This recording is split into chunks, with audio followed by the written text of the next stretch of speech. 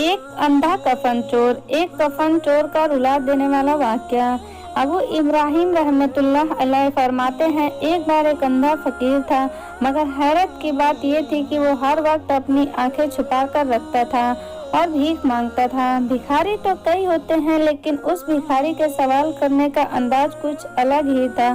वो सदा लगाकर कहता, जो मुझे भीख में कुछ देगा उसे मैं एक अजीब बात बताऊंगा, और जो मुझे कुछ ज्यादा देगा उसे मैं अजीब चीज दिखाऊंगा। उस फकीर की इस तरह सदा लगाकर भीख मांगना काफी मकबूल होता जा रहा था, लेकिन अभी तक मेरा उससे सामना नहीं हुआ था। एक दिन मैं बाजार से गुजर रहा था कि इतने में मैंने एक सदा सुनी कहने वाला कह रहा था, मैं एक अंधा फकीर हूँ, जो मुझे कुछ देगा मैं उसे अजीब बात बताऊंगा, और जो मुझे कुछ ज्यादा देगा मैं उसे कुछ अजीब चीज दिखाऊंगा। ये सुनकर मैं आवाज की तरफ चल दिया। इतने में मेरी नजर एक बूढ़े शख्स पर पड़ी जो हाथ फैलाकर कुछ मांग रहा था। एक राहगीर रुका और उस भिखारी के हाथ में कुछ सिक्के रख दिए जो उसके हिसाब से ज्यादा थे। मैं ये देखकर और पास जाकर खड़ा हो गया कि ये फकीर उसे क्या सुनाए और क्या दिखाएगा। सिक्के हाथ में लेकर उस फकीर ने कहा, मैं तुम्हें एक अजीब चीज दिखाता हूँ। ये कहते हुए उस अंधे फकीर ने अपनी आंखों से पर्दा हटा दिया। मैं ये मंजर देखकर हैरान हो गया। उसकी आंखें बिल्कुल नहीं थीं, बल्कि आंखों की जगह सुराख थे जिसमें से आर पार साफ दिखाई दे रहा था।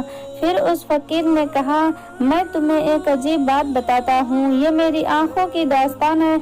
मैं एक तंदुरुस्त नौजवान हुआ करता था, लेकिन मेरी बदबख्ती ये थी कि मैं एक कफन चोर था, और कफन चोर भी बड़ा नामी गिरामी था। मेरे बारे में मेरे शहर के सभी लोग जानते थे कि मैं मुर्दे के दफन होते ही पहली रात में कफन चुरा लेता हूँ। लोग इस वजह से मुझसे खौफ खाते और मुझे वहशत की नज़र से देखते थे, लेकिन मुझे उस रोब और दबदबे पर बहुत नाज था कि लोग मुझसे खौफ खाते हैं, और जब मैं चलता था तो तकब्बुर के साथ चलता। लोग मुझे हिकारत की निगाह से देखते थे, लेकिन इन सब का मुझ पर कुछ असर नहीं पड़ता था। मुझे तो खुद कोई खौफ खुदा न था, और अगर कोई अल्लाह वाला मुझे समझाता या नसीहत करता तो करता भी वो कैसे।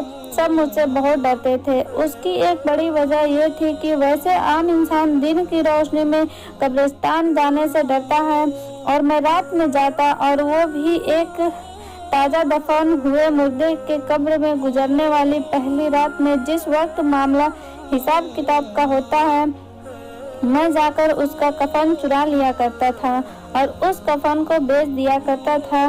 बस यही वजह थी कि सभी मुझे किसी शैतान से कम नहीं समझते थे, और लोग मुझसे डरते भी थे।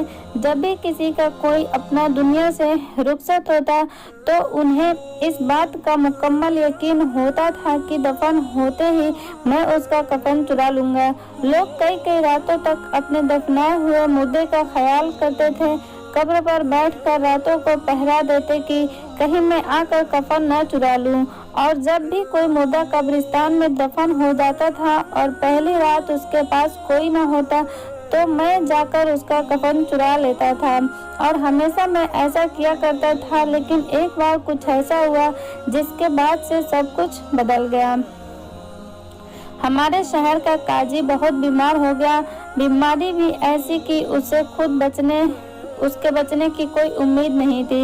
एक रोज उस काजी का खादिम मेरे पास आया और मुझे काजी का पैगाम देते हुए कहने लगा कि काजी साहब बहुत बीमार हैं, मगर वो तुमसे मिलना चाहते हैं। मैं अगले ही रोज काजी साहब के पास पहुंच गया। काजी जानता था कि मैं एक कफन चोर हूँ, इसलिए काजी ने मुझे 100 दिनार दिए और कहने लगा, देखो मैं जानता हूँ कि मेरा वक्त अब बहुत करीब है। बस मैं इन 100 दिनारों के बदले अपने कफन को महफूज करना चाहता हूँ। मैं उसकी बात समझ गया और मैंने उससे वादा किया कि मैं इस रकम के बदले उसके मरने के बाद उसका कफन नहीं चुराऊंगा। काफी दिन गुजर गए। पहले तो काजी सख्त बीमार रहा, लेकिन फिर उसकी तबीयत में बेहतरी आना शुरू हो गई और वह ठीक हो गया। लेकिन फिर कुछ दिनों के बाद काजी अचानक बीमार हो गया और उसकी मौत हो गई। मुझे इस बात का पता चला, पूरा शहर उसके जनाजे में शामिल हुआ। मैं भी गया। मुझे उसका कफन चुराने का ख्याल आया, मगर दिल में सोचा कि नहीं, मैंने उससे कुछ वादा किया था और फिर उसने मुझे बदले में मुआवजा भी दे दिया था। लेकिन फिर दिमाग पर शैतान सवार हो गया और मैंने सोचा कि ये तो उस वक्त की बात है जब वो पहले बीमार हुआ था और उस बार तो वो ठीक हो गया था और अब दोबारा बीमार हुआ था और इसकी कीमत तो मुझे नहीं दी गई। बस मैंने उसका भी कफन चुराने का इरादा कर लिया। मैं रात होने का इंतजार करने लगा। रात का तीसरा पहर था। मैं दबे कदमों के साथ कब्रिस्तान पहुंचा और काजी की कब्र को हटाना शुरू कर दिया। जल्दी मैंने मिट्टी हटा ली और जैसे ही मैंने उसकी कब्र खोली, कब्र में अजाब के आसार जाहिर थे। मैंने ऐसा इससे पहले कभी नहीं देखा था और वो काजी अपनी कब्र में बैठा हुआ था और उसके बाल बिखरे हुए थे और उसकी आंखें आग के अंगारों की तरह सुर्ख हो रही थी। अभी मैं यह मंजर देख ही रहा था कि अचानक मुझे अपने घुटने में दर्द की शिद्दत हुई और तुरंत मेरी आंखों में उंगलियों जैसी कोई चीज तेजी से जाती हुई महसूस हुई, यहाँ तक कि वो मेरी आंखों के आर पार हो गई और मैं उसी वक्त अंधा हो गया। कोई कहने वाला मुझसे कह रहा था, ऐ खुदा के दुश्मन, अल्लाह के राजों पर से क्यों पर्दा उठाना चाहता है? बस ये मेरी सरकशी का इबरतनाक अंजाम था कि मैं अंधा हो गया। अब ये सदा मैं इसलिए लगाता हूँ ताकि जो कोई भी मुझे भीख दे, मैं उसे अपनी दास्तान सुनाकर उसे सबक दे सकूं, क्योंकि शैतान किस वक्त किस पर गालिब आ जाए, कब शैतान किसको गुमराह कर दे, ये कोई नहीं जानता। बस अल्लाह ने मुझे मेरे ही जैसे के लिए इबरत का निशान बनाकर रहती दुनिया तक के लिए मिसाल बना दिया। मोहतरम अजीज दोस्तों, वाक़े से ये सबक मिलता है कि अल्लाह के राजों को राज रहने दीजिए।